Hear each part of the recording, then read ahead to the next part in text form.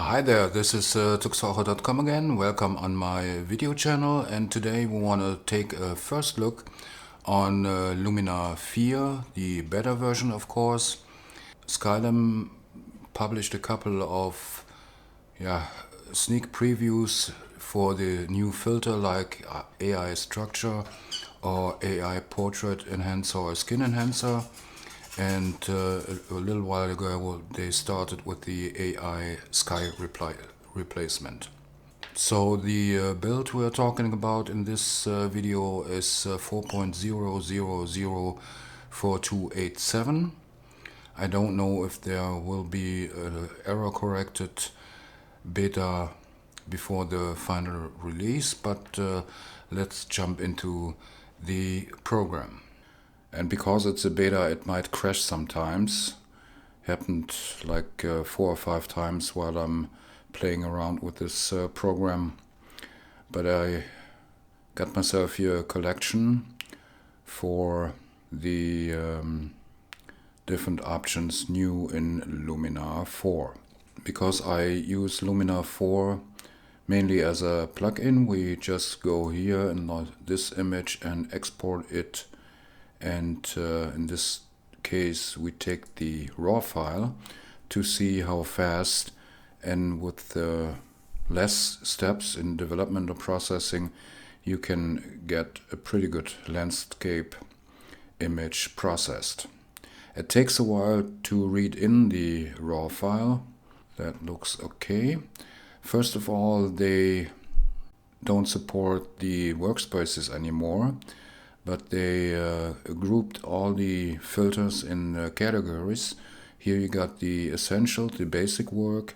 Here you got the creative work, where you find the AI sky replacement. Here you got the portrait enhancer. Here you got the so-called pro image processing. And here the last one is depreciated, that are routines which will be deleted in I guess till the final version. Okay, let's start with the AI enhance. We just take the AI action filter and the AI sky enhancer you already know from Luminar 3. Go to the light and maybe take the exposure a little bit down like this and open up the shadows a little bit. Then here we got the landscape enhancer, where you find the dehaze filter.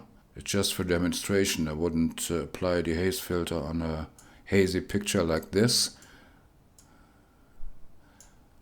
And all of these settings, they are grouped in base settings, and for more further control, or you have advanced settings where you can fine-tune the settings you've done with the AI supported routines. Okay, we give a little bit of saturation here, and then we go to the AI structure. That is a new filter too, and that's a pretty good result for just taking 3 or 4 settings. Here you got the, like in the old version, the before and after view. So that's a pretty good example processing in a landscape. I don't want to save this. I just quit the processing and take the next one. Let's take this one, another landscape. And here we try out the AI sky replacement. But first we have to go and process the image generally. Just as I said, that is a regular raw file from my Canon. And we do the landscape enhancer. In this case we do apply a little bit of dehaze. We go to AI accent and the sky enhancer. That is a little bit annoying if you are in the 100% view. If you walk through the image, it takes just a little second for Luminar to calculate the image. Let's take a look on before after. Oh, that looks pretty good. And now we go to the creative section, go to the sky selection and apply a sky to it. Boom, just one click and the sky is in. And even if you go to 100% view, that should work out. Here you got a gap between the hills here and the beginning of the sky. You can maybe repair that by, didn't want the horizontal position, but we want to do the horizontal blending, so they will go more and more into the next level.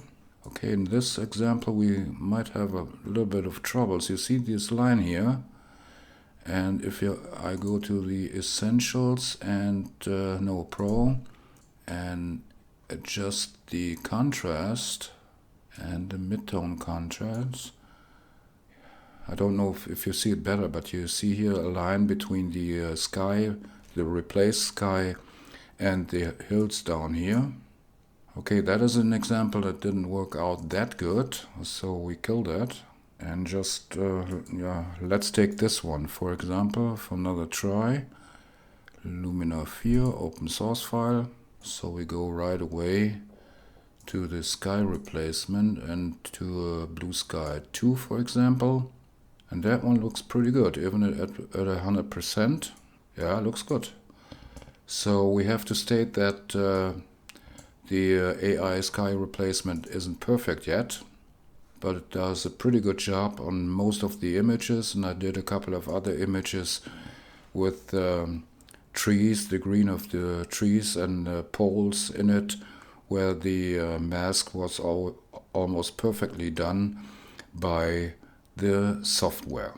So I'm not a portrait photographer, but I just show to you the sky and portrait enhancer, at least at a quick view.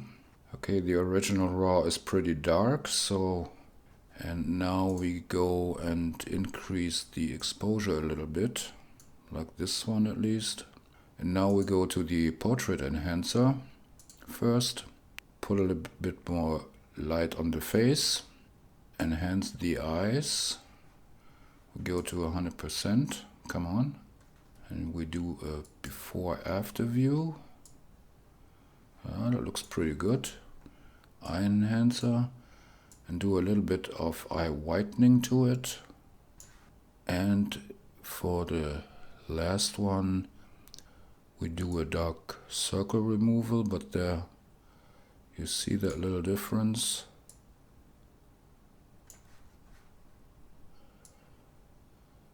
That's pretty okay. And now we do a skin enhancer, and there we find to remove those areas here from the skin. Yeah, that's pretty good. Look at this one here. It's totally removed by the mask, and you still have the structure of the skin pores, so it doesn't soften just the skin. It does really removal, and you can control the strength of the removal. That's pretty good. Okay, that's the last one. A close-up. Just open up the raw file again. We make a enhance.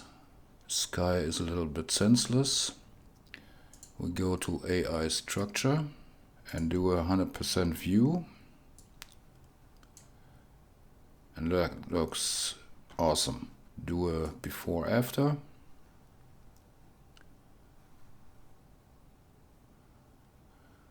You see here those fine details at the top of the mouth of the animal. That is great.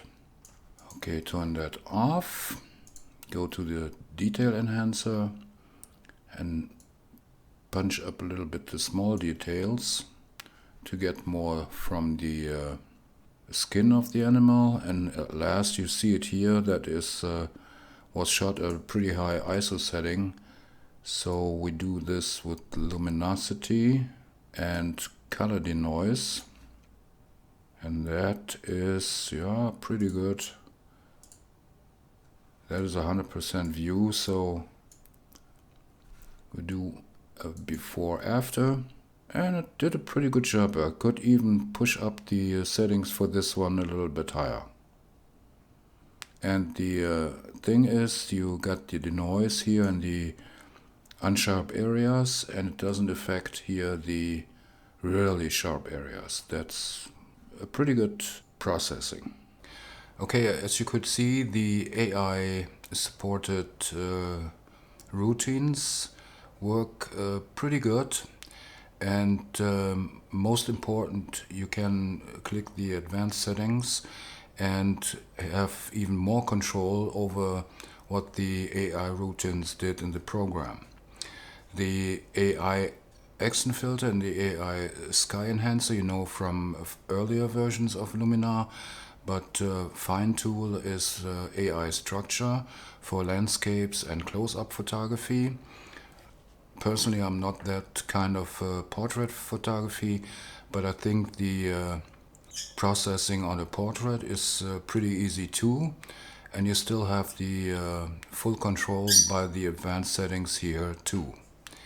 The sky replacement tool works on most cases pretty good, and the mask to replace the sky even around green trees or poles or something like that is almost perfect, but in some pictures the sky replacement doesn't work that accurate because you have a line or a gap between like the sky as you saw and the hills in the far landscape.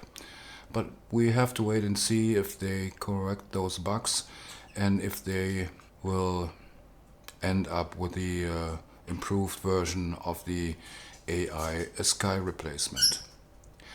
Personally, I can get used to, and it's a matter of just getting used to, that there are no workspaces anymore. So they group the different settings in categories where you can find them pretty easily, and maybe it's the right way for Skylum to not take the first priority on the DAM functions like keywords and so on, and now work more on those AI supported functions. So far I will stick to use Luminar4 as a plugin for Lightroom mainly, or sometimes for Photoshop, because my main image processing I will stick to Lightroom, but with this one I think Luminar, or better Skylum, is on the right way. So if you have any questions about the new beta version, just place them into the comments, or into the comments of the corresponding blog post, and I will try to answer them. Maybe we have to wait till late fall before the final version of Luminar4 is released. Okay, that was it from me today, and all I have to say is till the next time, ciao, Tuxache.